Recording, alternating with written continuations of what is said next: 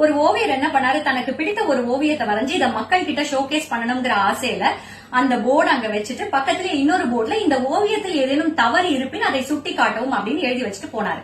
அடுத்த நாள் வந்து பார்க்கும்போது அங்க மார்க் பண்ணிருந்தது. ரொம்ப மனசு வேதனையா போச்சு. என்னடா அவ்வளவு மோசமாவா நம்ம வரைஞ்சிருக்கோம்னு. அவருடைய நண்பர் ஒரு வெல்விஷர் என்ன சொன்னாரு, நீ ஏன் இதுக்கு போய் வருத்தப்படுற, இன்னைக்கு ஒரு ஓவியத்தை வரைஞ்சு கொடு, அப்புறமா பாரு அப்படின்னு சொல்லிட்டு. அதே மாதிரி இன்னொரு ஓவியத்தை வரைஞ்சு கொடுத்தாரு. அந்த நண்பரும் பக்கத்துல ஒரு போர்டு வச்சு அதுல ஏதோ எழுதிட்டு போயிட்டாரு.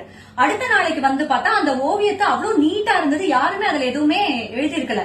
அப்படி என்ன எழுதியிருந்த அந்த போர்டுல, அந்த போர்டை திருப்பி காமிச்ச உடனே இந்த ஓவியத்தில் ஏதேனும் குறை இருப்பின் அதை சரி செய்யவும் அப்படின்னு எழுதியிருந்தது. யாருமே அதை தொடக்கூட இல்ல. ஆக ஒருத்தர் கிட்ட தவறு இருக்குன்னா அத முதல்ல ஆளா குடுகுடுன்னு சுட்டி காட்டுறதுக்கும் அதுல குறை சொல்றதுக்கும் நிறைய பேர் ரெடியா தான் இருப்பாங்க. ஏன்னா அதுல அவ்வளவு இன்ட்ரெஸ்ட் இருக்கும். ஆனா அந்த குறையை சரி செய்யணும் அப்படிங்கும் பொழுது அவ்வளவாக யாரும் முனைப்பெடுப்பதில்லை. காரணங்கள் பலவாக இருக்கலாம். ஒண்ணு, அது எப்படி சரி பண்ணணும் தெரியாது. ஆர் நான் எதுக்கு சரி பண்ணணும், நீ என்ன வேணா பண்ணிக்கோ, எனக்கு என்ன போச்சு அப்படின்னு ஒண்ணு இருக்கலாம்.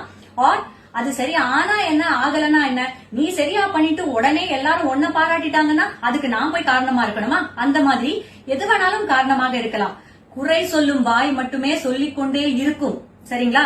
அதனால அதை ஒதுக்கி தள்ளிடுங்க. உண்மையாகவே உங்களுடைய வளர்ச்சியிலும் உங்களுடைய மகிழ்ச்சியிலும் யார் பங்கு கொள்ள வேண்டும், யார் காரணமாக இருக்க வேண்டும் என்று நினைக்கிறார்களோ அவர்களுடன் உங்களுடைய வாழ்க்கையை அருமையாக சந்தோஷமாக வைத்துக் கொள்ளுங்கள். சரிங்களா? Take care.